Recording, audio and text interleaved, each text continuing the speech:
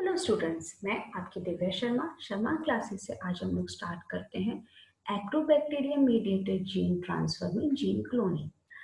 हम लोगों ने अब तक ये स्टडी किया है कि कैसे agrobacteria, it is a bacteria, rod shape bacteria, कैसे उसका जेनेटिक मटेरियल प्लांट सेल में ट्रांसफर होता है, वहां जाकर ट्यूमर कॉज करता है। क्या उसकी मैकेनिज्म है, क्या कितने टाइप्स के एक्टोबैक्टीरियम ट्यूबिफिशंस की स्पीशीज हैं, कैसे वर्क रोल प्ले करते हैं, कौन से जीन्स रेस्पॉन्सिबल होते हैं, क्या फैक्टर्स रेस्पॉन्सिबल होते हैं, क्या मैकेनिज्म है, क्या मोड ऑफ एक्शन है, ये सब चीजें हम लोग प्रीवियस वीडियो में क्लियर कवर अप कर चुके हैं। तो अगर आप लोगों ने ये वीडियो देख रहे हैं, अगर आपने प्रीवियस वीडियोस नहीं देखे हैं तो पहले आप जाकर प्रीवियस वीडियोस देखिए, जिससे आपको ये वीडियो इजीली आपको समझ में आ सके, जिसके मैंने डिस्क्रिप्शन बॉक्स में लिंक मेंशंस करे हुए हैं। और एक और, अगर आपको ये वीडियो डाउनलोड करनी है प्रेजेंटेशन स्लाइड्स, तो मैंने स्लाइड शेयर्स की लिंक्स भी मेंशन करो, वहां जाकर आप इजीली ये स्लाइड्स इजीली डाउनलोड कर सकते हैं। नाउ तो आज हम लोग स्टार्ट करते हैं gene cloning mechanism. Gene cloning mean जैसे एग्रोबैक्टीरियम बैक्टीरिया का जेनेटिक मटेरियल प्लांट सेल में ट्रांसफर होता है। It is a natural genetic engineering procedure, जैसे प्लांट सेल में ट्रांसफर होकर वहां जाकर ट्यूमर कॉज होता है। यही नेचुरल जेनेटिक इंजीनियरिंग प्रोसीजर्स को साइंटिस्ट ने जीन क्लोनिंग फॉर्मेशन के लिए यूज किया, जीन क्लोनिंग के लिए यूज किया। It will also create a idea of transgenic plants. ये मैकेनिज्म साइंटिस्ट ने प्लांट्स को एनहांस करने के लिए, क्रॉप इम्प्रूवमेंट के लिए ये मैकेनिज्म यूज करी। It is Ectobacterium tumefacium. It is a broad-shaped bacteria. This is a TI plasmid. This one is a bacterial genome of bacterial species. ये आपका टीआई प्लाज्मेट का जो टीडीएनए पोर्शन है, जब प्लांट्स में फिनोलिक मॉलिक्यूल्स रिलीज होते हैं, cut mark लगता है तब वहां से फिनोलिक मॉलिक्यूल्स रिलीज होते हैं। Agrobacterium bacteria, it is a soil pathogen. जब फिनोलिक मॉलिक्यूल्स रिलीज होते हैं, बैक्टीरिया एक्टिवेट हो जाता है उन फिनोलिक मॉलिक्यूल्स की वजह से।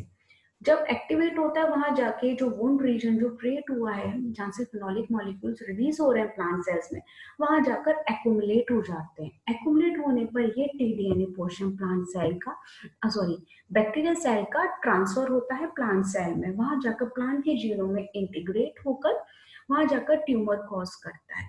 ट्यूमर इसलिए होता है कि टीडीएनए पोर्शन में कुछ जीन्स होते हैं विच सिंथेसाइज ऑक्सिन और साइटोकाइनेज।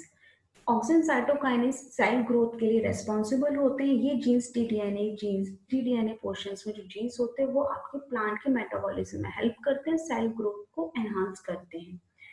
प्लांट सेल में खुद के ऑक्सिन साइटोकाइनेज जीन्स भी होते हैं जो कि सेल ग्रोथ के लिए रेस्पॉन्सिबल होते हैं। डबल अमाउंट में ऑक्सिन साइटोकाइनेज होने की वजह से प्लांट सेल में ट्यूमर कॉज होता है वहां। अब साइंटिस्ट ने इसी नेचुरल मैकेनिज्म्स को, इन्होंने ये सोचा कि क्यों ना हम लोग क्रॉप मॉडिफिकेशंस के लिए इसी में कुछ हम लोग इंजीनियरिंग प्रोसेस मैकेनिज्म ला दें।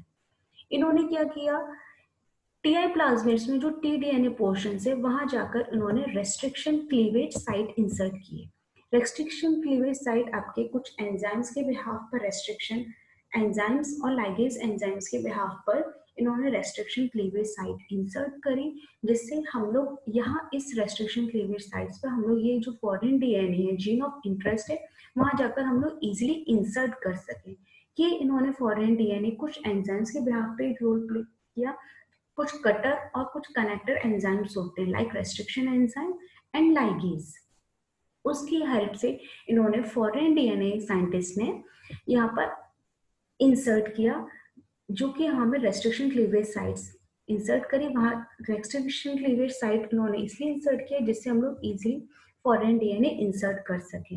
जिसमें इन्होंने right border left border similar थे, उसमें कोई भी चेंजेस नहीं हुआ, बस रेस्ट्रिक्शन क्लीवेज साइट की हेल्प से लेफ्ट बॉर्डर राइट बॉर्डर को ब्रेक कर कर फॉरेन डीएनए इंसर्ट कर दिया।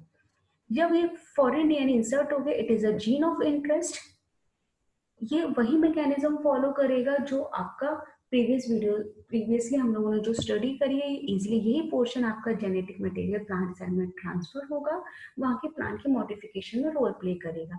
इसमें कुछ भी चेंजेस नहीं हुआ, जो वे जीन्स जो रेस्पॉन्सिबल हैं इस पोर्शन को ट्रांसफर करने के लिए वो वैसे ही वर्क रोल प्ले करेंगे जो जैसे पहले कर रहे थे। इसमें कोई भी चेंजेस नहीं होगा, बट चेंजेस बस इतना होगा कि टीडीएनए पोर्शन में कुछ ऑक्सिन साइटोकाइनिन जीन्स थे, अब यहाँ पर हम लोगों ने अपने फॉरेन डीएनए इंसर्ट कर दिया, means gene of interest insert कर दिया है, जो कि प्लांट्स को मॉडिफाइड करेंगे, उसकी क्रॉप को इम्प्रूव करेंगे।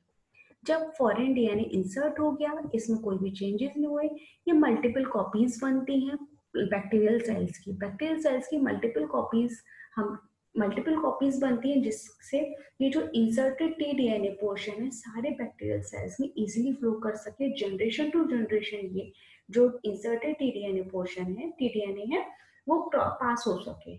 इसकी हम लोग वेरिफिकेशन के लिए जो न्यूट्रिएंट अगार प्लेट्स में हम लोग प्लेटिंग भी करते हैं, जिसकी कॉलोनीज, शेप, साइज हम लोग सब डिटेक्ट करते हैं। उसके बाद सिंगल कॉलोनी आइसोलेट करने के बाद ये बैक्टीरियल सेल्स का जो जेनेटिक मटेरियल है, जिसमें inserted T DNA, foreign T DNA portion है, वो आपका प्लांट सेल में ट्रांसफर कर देते हैं।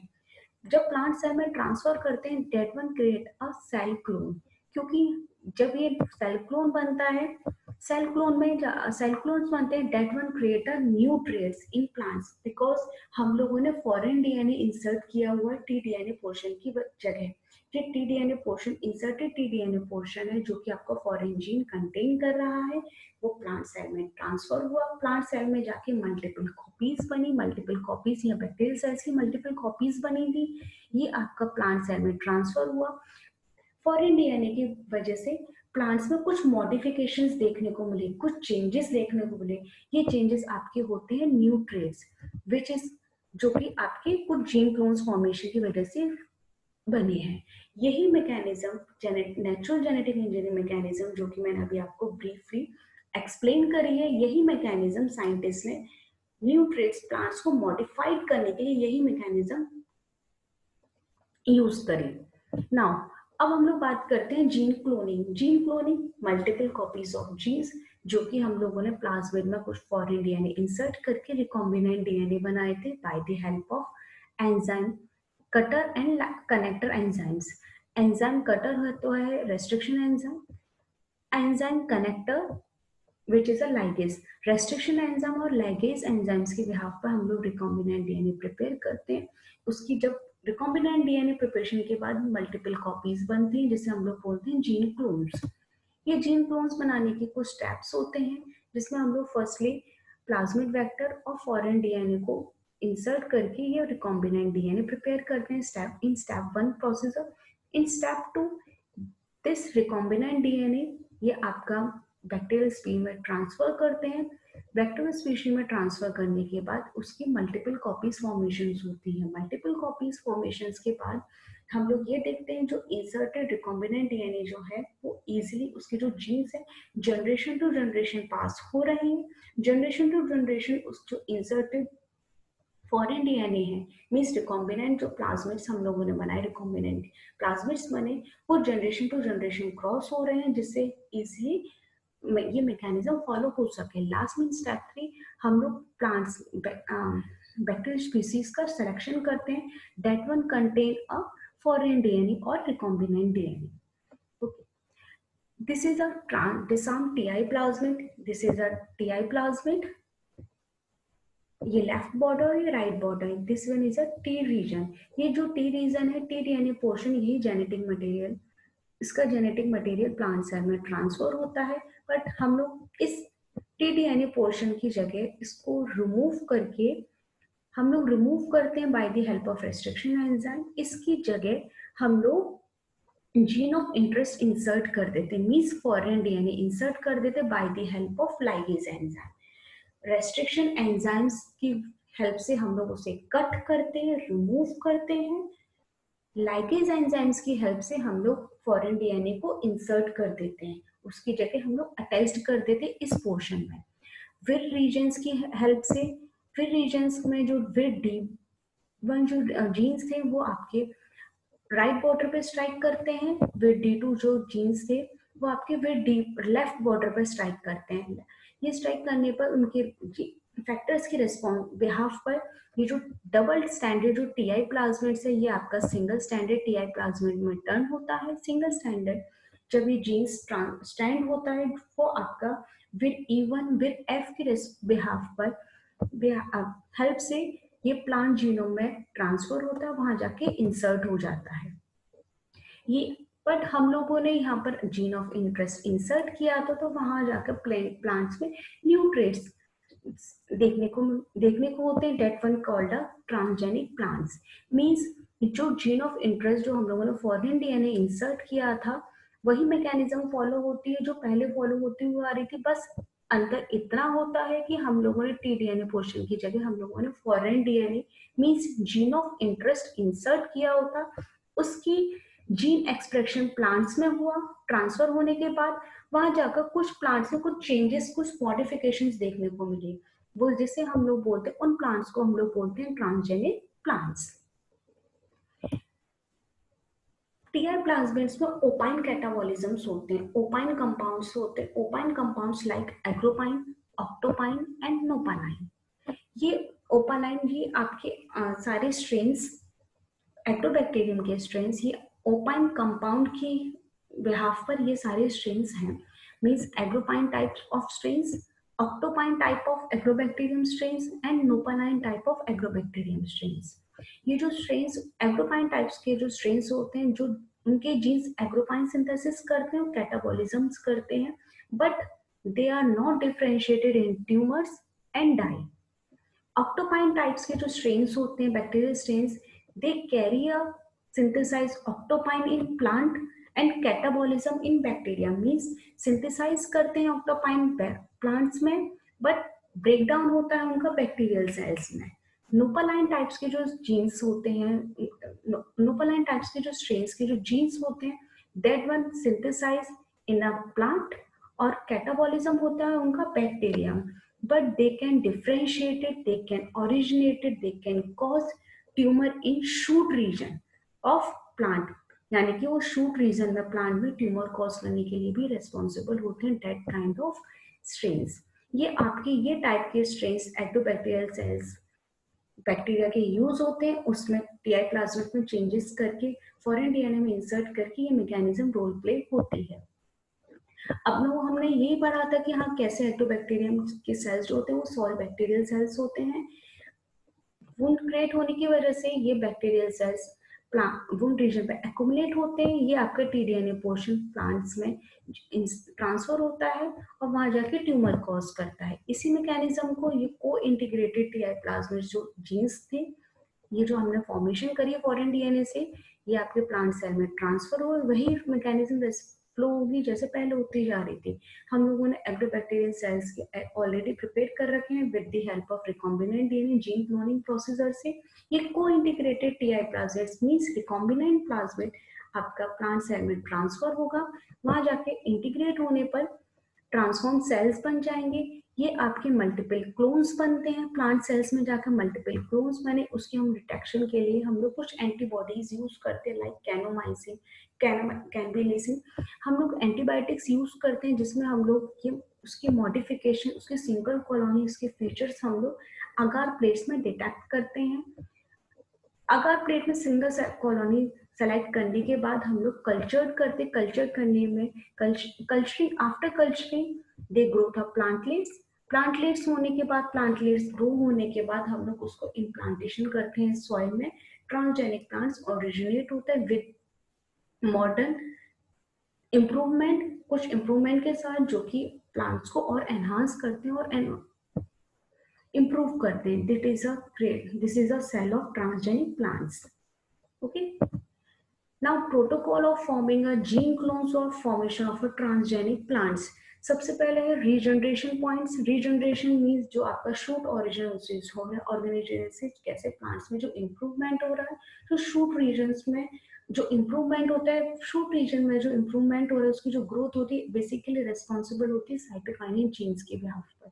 साइटोकाइनिन एंजाइम्स ज्यादा, जीन्स ज्यादा होते हैं, सेल ग्रोथ रिस्पॉन्सिबल होते हैं, और फिर शूट ऑर्गेनाइजेशन रीजनरेशन पावर ज्यादा मोर स्ट्रॉन्ग होती है। नेक्स्ट है सिलेक्शन प्रोसीजर। सिलेक्शन प्रोसीजर में हम लोग ये है कि कुछ दो एंटीबॉडीज यूज करते हैं लाइक कैनामाइसिन और कार्बोलिसिन। फर्स्ट जो एंटीबॉडीज होती है वो आपके एग्रोबैक्टीरियल सेल्स को किल करने का काम करती है प्लांट सेल में, बट सेल प्लांट की सेल ग्रोथ और डिवीजन पे कोई भी इफेक्ट नहीं पड़ता है। सेकंड, एंटीबायोटिक का ये रोल होता है कि जो आपका जो जेनेटिक मटेरियल ट्रांसफर हुआ है प्लांट सेल में, जेनेटिक मटेरियल ट्रांसफर हुआ है, जो ट्रांसफॉर्म्ड सेल्स हैं, चेंजेस सेल्स हैं, उनकी ग्रोथ को एनहांस करती है। जो अनट्रांसफर्ड सेल्स हैं उनकी सेल को इनहिबिट करती है, रोकने का काम करती है, जो कि अनट्रांसफर्ड सेल्स हैं। ये हम लोग प्लांट सेल के बारे में बात करें कि प्लांट सेल में कैसे जीन क्लोन्स होते हैं, कैसे आपका ट्रांसजेनिक प्लांट जो एनहांस करते हैं, हम लोग उस बारे में बात कर रहे हैं। I clearly explain about that. पहले हम लोग रीजनरेशन स्टेप्स देखते हैं कि कैसे प्लांट की ग्रोथ हो रही है, जो कि रेस्पॉन्सिबल होता है साइटोकाइनिन से। नेक्स्ट पॉइंट है सिलेक्शन प्रोसीजर, जो कि हम लोग सेलेक्ट करते हैं ट्रांसजेनिक प्लांट्स को बाय 2 एंटीबॉडीज, जिसमें फर्स्ट एंटीबॉडीज का ये रोल होता है कि एग्रोबैक्टीरियल सेल्स को किलिंग का काम करती है, बट प्लांट की ग्रोथ पर या डिवीजन पर कोई भी इफेक्ट नहीं पड़ता है। सेकंड एंटीबॉडीज का ये रोल होता है कि जो ट्रांसफॉर्म सेल्स है उसकी ग्रोथ को एनहांस करती हैं, और जो अनट्रांसफॉर्म सेल्स है उसकी ग्रोथ को इनहिबिट करती है। नेक्स्ट पॉइंट क्वेश्चन है जो ट्रेड जीन्स है प्लांट सेल के अंदर, जो जीन क्लोन्स बन रहे हैं उनको डिटेक्शन का काम। डिटेक्शन में हम लोग सबसे पहले यूज करते हैं पीसीआर मेथड। पीसीआर से मल्टीपल कॉपीज बनती है उसी ट्रेड जीन्स की। After multiple copies of forming, protein detection methods हैं, जिसमें हम लोग काफी सारे मेथड्स, लॉरियल मेथड्स, काफी सारे मेथड्स यूज करते हैं, जिसके बिहाफ पर हम लोग प्रोटीन डिटेक्ट करते हैं कि जो ट्रेड जीन्स है वो कौन से जीन्स रिस्पॉन्सिबल हैं, क्या प्रोडक्ट्स फॉर्मेशन हो रही है। आफ्टर प्रोडक्ट फॉर्मेशन, इसके हम लोग प्रोटीन डिटेक्शन मेथड्स के बाद हम लोग करेक्टराइजेशन भी करते हैं कि उनके क्रोमोसोम्स में क्या चेंजेस आए हैं, कि जो ट्रेड जीन्स की जो प्लांट क्रोमोसोम्स है उसमें क्या क्या चेंजेस आए, वो हम लोग सर्टेन हाइब्रिडाइजेशन और ट्रांसफॉर्म प्रोजेनी के बिहाफ पर हम लोग चेक करते हैं कि उनके क्रोमोसोम्स में क्या वेरिफिकेशंस आए हैं in forming of transgenic plants. Gene transfer करने के लिए कुछ मेथड्स होते हैं, वेक्टर, डायरेक्ट और indirect method. Direct means vectorless, इसमें कोई भी हम लोग कोई भी ऑर्गेनिज्म, कोई भी जंतु, कोई भी चीज हम लोग यूज नहीं कर रहे हैं, मीनिंग मीन्स लिविंग ऑर्गेनिज्म कोई भी यूज नहीं कर रहे हैं। Indirect means vector mediated, means इसमें हम लोग कोई भी लिविंग ऑर्गेनिज्म, कोई भी लिविंग चीज हम लोग यूज कर रहे हैं। डायरेक्ट मेथड में हम लोग फिजिकल केमिकल मेथड्स होते हैं, जिसमें फिजिकल में हम लोग कुछ इंस्ट्रूमेंट्स, कुछ टेक्निक्स का यूज करके जेनेटिक मटेरियल ट्रांसफर करते हैं to forming a recombinant DNA. Okay, to forming a recombinant DNA कुछ जेनेटिक मटेरियल ट्रांसफर्स होते हैं, जिसमें हमने micro injection, biolistics, gun particle bombardment, electroporation, silica carbon fibres, laser mediated हम लोग फिजिकल मेथड्स यूज करते हैं, जिसमें हम लोग फिजिकली कोई ना कोई इंस्ट्रूमेंट्स, कोई इंजेक्शन, कोई टेक्निक्स, कोई स्प्रे की टेक्निक्स की बिहाफ पर हम लोग जीन ट्रांसफर करते हैं to forming a recombinant DNA. Chemical methods भी यूज होते हैं, जिसमें हम लोग को सॉल्यूशन में थोड़ी देर के लिए डिप करके या थोड़ी देर के लिए सेंट्रीफ्यूज करके कि उन केमिकल्स के बिहाफ पर जीन ट्रांसफर करते हैं। बाय इनडायरेक्ट मेथड, जिसमें हम लोग बायोलॉजिकल मेथड्स यूज करते हैं, जिसमें कुछ कोई ना कोई हम लोग वेक्टर यूज करते हैं, like agrobacterium tumefaciens, agrobacterium rhizogenes, virus mediated कुछ जीन्स ऑर्गेनिजम्स यूज करते हैं, जिससे जेनेटिक मटेरियल इजिली ट्रांसफर हो सके टू फॉर्मिंग ट्रांसजेनिक प्लांट्स। जिसके ट्रांसजेनिक जीन ट्रांसफर्स की कुछ एडवांटेजेस भी हैं, कुछ डिसएडवांटेजेस भी हैं। एडवांटेजेस है लेस एक्सपेंसिव है, but high transformation efficiency, because bacteria cell से ही एफिशिएंसी ट्रांसफर हो रही है, जीन्स ट्रांसफर होता है, हायर एफिशिएंसी है, ट्रांसजेनिक क्रॉप्स बनने की बेस्ट फर्टिलिटी है, बहुत अच्छा रिजल्ट्स आते हैं। ये मैकेनिज्म मोनोकोटिलेडोन्स और डाइकोटिलेडोन्स दोनों प्लांट्स में अप्लाइड होती है, और large fragment of DNA easily transfer हो जाता है बाय दिस मैकेनिज्म। डिसएडवांटेजेस ये है कि बहुत टाइम कंज्यूमिंग भी है, कि हाँ इस टेक्निक्स को करने में काफी टाइम समय भी लग सकता है, जल्दी रिजल्ट्स नहीं आते हैं इसके। दूसरा डिसएडवांटेजेस ये है कि जो हम लोगों ने जो ट्रीटेड सेल्स हैं, मीन्स जो ट्रीटेड जो बैक्टीरियल सेल्स में जो हम लोग रिकॉम्बिनेंट डीएनए जो प्रिपेयर करे हैं, वो बाय दिस मेथड से कभी एनहांस भी कुछ मैकेनिज्म रिजल्ट शो करते हैं, कुछ रिजल्ट शो नहीं करते हैं। उसके कुछ पॉजिटिव रिजल्ट्स भी आते हैं, नेगेटिव रिजल्ट्स भी आते हैं। टाइम कंज्यूमिंग भी है। जरूरी नहीं है जो हम लोग रिकॉम्बिनेंट जो प्लाज्मिड्स बनाए हैं बैक्टीरिया में वो सारे ही वर्क रोल प्ले करें। काफी जनरेशन टू जनरेशन क्रॉस नहीं करते, कहीं रिकॉम्बिनेंटली शो करते, कभी डोमिनेंट कैरेक्टर शो करते हैं जीन्स के। तो काफी काफी कुछ केसेस में ये रिजल्ट्स आपके नेगेटिव फ्री रिजल्ट शो करते हैं। जीन ट्रांसफर के काफी सारे बेस्ट एग्जांपल्स है, like golden rice. Golden rice आपने सुना होगा, बासमती चावल, जो कि गोल्डन राइस है जिसमें हायर एफिशिएंसी होती है। ये गोल्डन राइस में to express their genes responsible for beta carotene biosynthesis. Beta carotene biosynthesis higher amount में होने की वजह से इसने पूरे वर्ल्ड पॉपुलेशन लेवल में विटामिन ए की डिफिशियंसी काफी हद तक अमाउंट में डिक्रीज किया है by the enzyme of beta carotene biosynthesis. But currently ये गोल्डन राइस इतना कुछ property regulatory intellectual property issues की वजह से थोड़ा इतना ज्यादा यूज नहीं हो रहा है, बट काफी लोग यूज करते हैं golden rice. It almost decrease the incidence of vitamin A deficiency in world population level. Best example है, next example herbicide resistance crop, जिसमें हम लोगों ने ये देखते हैं कि काफी सारे जो हर्बिसाइड्स होते हैं, काफी सारे कीटाणु वगैरह होते हैं जो आपकी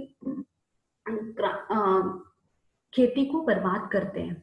जिसमें हम लोग प्लांट्स में खेती पर जो क्रॉप्स होते हैं उसमें हम लोग कुछ स्प्रे छिड़कते हैं। स्प्रे से ये होता है कि हाँ काफी सारे इंसेक्ट्स वगैरह वहां पे मुरझाए ना, आए ना खाए ना, कोई कोई उन्हें कोई चीज खराब ना हो। इसी स्प्रे टेक्निक से जो उसमें जो प्लांट सेल्स में जो कुछ एंजाइम्स होते हैं, लाइक EPSPS जो एंजाइम्स होते हैं, सबस्ट्रेट्स मींस आपके जो हम लोग जो स्प्रे कर रहे हैं केमिकल्स का, वो आपके फॉर्मेशन करते हैं अमीनो एसिड्स के। ये अमीनो एसिड फॉर्मेशन की वजह से प्लांट मुरझा जाता है, काफी सारे प्लांट बर्बाद हो जाते हैं। तभी अब ये जो टेक्निक्स जो यूज हो रही है, उन्होंने क्या किया, जो प्लांट्स के जो प्लांट टीआई प्लाज्मिड्स हैं उसमें उन्होंने ग्लाइकोफॉस्फेट रेजिस्टेंस ही जीन्स इंसर्ट कर दिया। इंसर्ट करने के बाद यहाँ पर ये आपका ट्रांसजेनिक रिकॉम्बिनेंट प्लाज्मिड बना। रिकॉम्बिनेंट प्लाज्मिड बनने के बाद हम लोगों ने मल्टीपल कॉपीज फॉर्मेशन करी। जीन क्लोनिंग के बाद ये ट्रांसजेनिक प्लांट बना। ट्रांसजेनिक प्लांट में अगर हम लोग उसमें ग्लाइकोफॉस्फेट का स्प्रे करते हैं तो प्लांट को कोई भी हार्म नहीं होता है, प्लांट रिमेन एक्टिव। और जो और भी जो कीटाणु वगैरह या कोई भी खाद वगैरह जो भी आ रही थी या इंसेक्ट्स वगैरह आते, तो प्लांट को कोई भी नुकसान नहीं होता। और आज के टाइम पे ये टेक्निक्स बहुत कॉमर्शियल लेवल पर यूज भी होती है। इंसेक्ट रेजिस्टेंस क्रॉप, प्लांट को खेती को इंसेक्ट से बचाने के लिए भी कुछ ये टेक्निक्स हैं, लाइक इसमें बैसिलस thuringiensis बैक्टीरिया है जो कि आपका naturally BT toxin enzyme secret करता है, प्रोड्यूस करता है। ये आपका जो क्रॉप्स हैं, कॉर्न की जो क्रॉप्स हैं बैसिलम thuringiensis की क्रॉप से इसमें ट्रांसफर होती है प्लांट सेल में। प्लांट सेल में जेनेटिक मटेरियल, वही जेनेटिक मटेरियल से ट्रांसफर हुआ और ट्रांसफर होती है। जिससे पहले स्टार्टिंग में ये आ रहा था, जो आपके जो कॉर्न बीन्स होते हैं, स्नेल्स होते हैं, वो आपकी खेती को खा रहे थे। खेती को खाने की वजह से कॉर्न की कॉटन की अच्छी सी चीजें ग्रोथ नहीं हो रही थी, उसका प्रोडक्शन नहीं था। उन्होंने क्या किया, बैसिलस thuringiensis जो बैक्टीरिया उसके जीन्स में रिकॉम्बिनेंट प्लाज्मिड इंसर्ट किए। रिकॉम्बिनेंट प्लाज्मिड बनने के बाद वो प्लांट ट्रांसजेनिक प्लांट्स फॉर्मेशन हुए। ट्रांसजेनिक प्लांट से जो जब इंसेक्ट उस खेती को, उसके पत्ते को खाते थे, लीव्स को खाते थे, तो उसके अंदर जो बीटी टॉक्सिन, जो बीटी प्रोटीन जो रिलीज हुआ, बीटी प्रोटीन डायरेक्टली इंसेक्ट्स की गट को कोलैप्स करके उनको तुरंत मार देता था। जिससे खेती, जिससे जो क्रॉप्स थी वो इम्प्रूव हुई और कॉटन की प्रोडक्शन भी बढ़ी।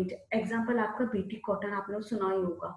It is also example of insect resistance crop which enhance, which increase the improvement of crops.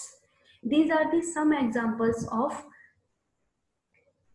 gene cloning to forming a transgenic plants, also giving a transgenic plants का idea दिया, कैसे plants को crop को improve किया, कैसे इन्होंने इस natural processes को प्लांट्स की इंप्रूवमेंट के लिए यूज किया by the formation of gene cloning.